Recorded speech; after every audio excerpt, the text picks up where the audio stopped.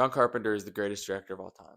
And if you disagree with me, then this is the video for you, and hopefully I can convince you otherwise in the next few minutes. I'm going to use a handful of John Carpenter movies and pick out one or two elements within each of them that I believe supports my claim. Please enjoy the rest of the video, and even if you do end up disagreeing with me, I hope you find something to appreciate within it.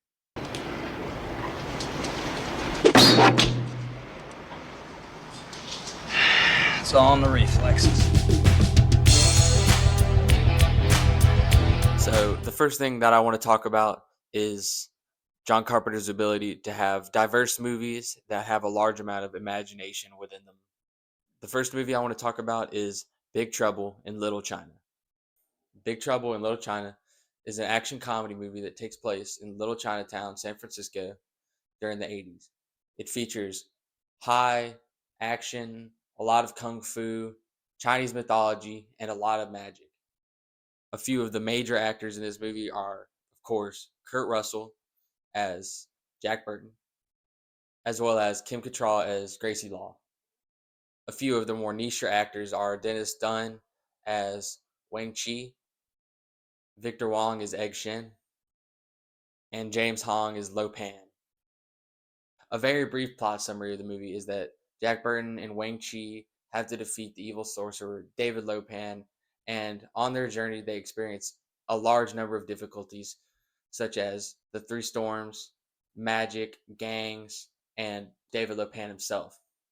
The first way that this movie demonstrates his ability to create diverse and imaginative movies is the setting.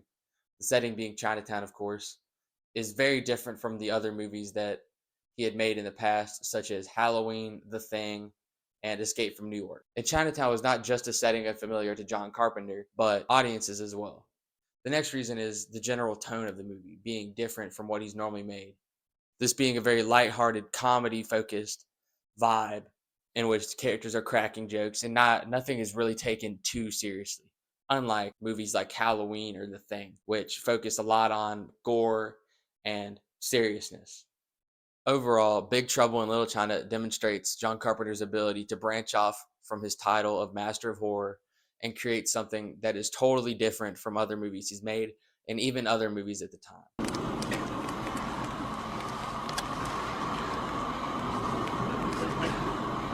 You gotta be fucking kidding.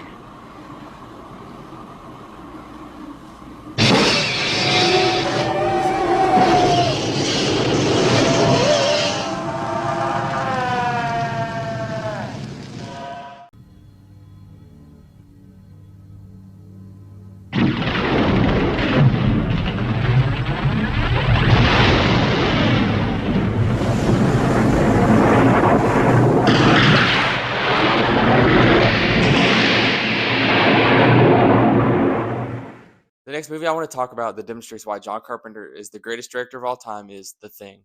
The Thing is a sci-fi horror movie set in Antarctica that follows an American research team trying to fight off a centuries-old shape-shifting alien known as The Thing.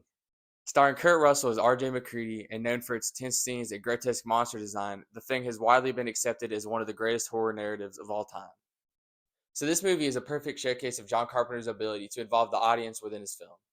Throughout the film, there are several scenes and sequences in which the true identity of any character is not known to the audience.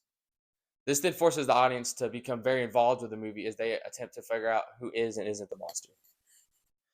This interaction between the viewers and the characters makes the stakes much higher, resulting in higher payoffs when John Carpenter eventually reveals what's actually going on within the movie. Overall, John Carpenter's ability to create audience interaction with the characters in his movie and the viewer watching it is one of the things that make him the greatest director of all time.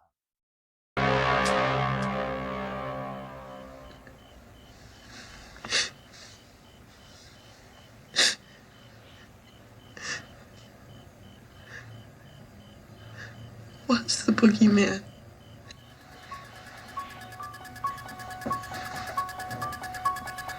As a matter of fact, it was.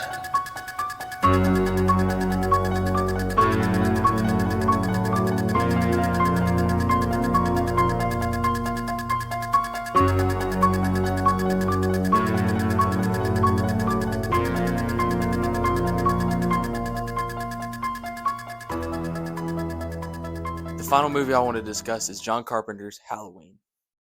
Released in 1978, Halloween is known as one of, if not the most important movies for the horror genre as a whole.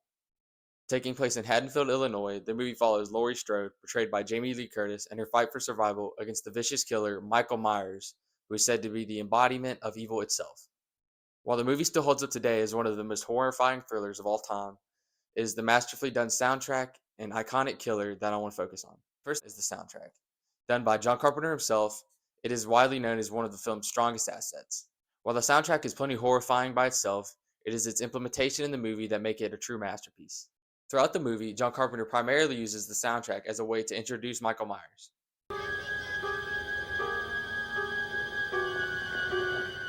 But it is when he doesn't give us this heads up that creates some of the scariest scenes within the film.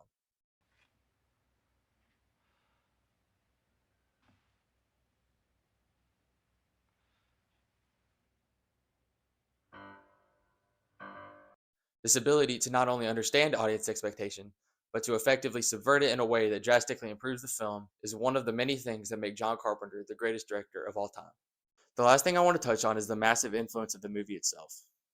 While all of John Carpenter's movies are influential in their own rights, Halloween stands above the rest.